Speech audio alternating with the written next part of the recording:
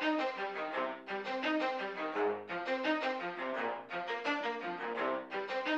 ready? Let's go. Yeah. For those of you that want to know what we're all about, it's like this, y'all. Come on. This is 10% luck, 20% skill, 15% concentrated power of will, 5% pleasure, 50% pain, and 100% reason to remember the name.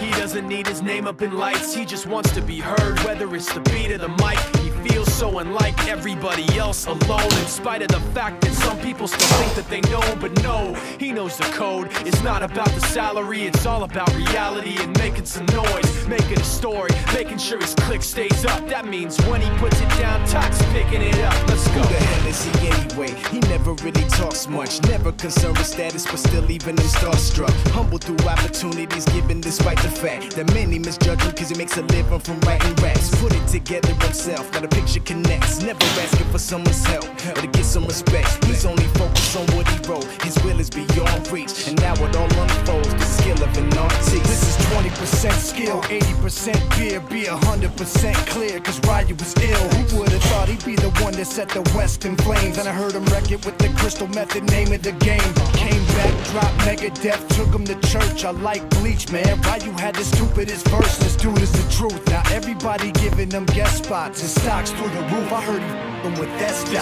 This is 10% luck, 20% skill, 15% concentrated power of will, 5% pleasure, 50% pain, and 100% reason to remember the name. They call him Ryu, he's sick and he's spitting fire and Mike got him out the dryer, he's hot. Found him in Fort Minor with top, but a f***ing nihilist porcupine. He's the type women wanna be with, and rappers hope he gets 8 years in the making, patiently waiting to blow. Now the record with your notice taking over the globe. He's got a partner in crime, his is equally dope. You won't believe the kind of that comes out of this kid's throat.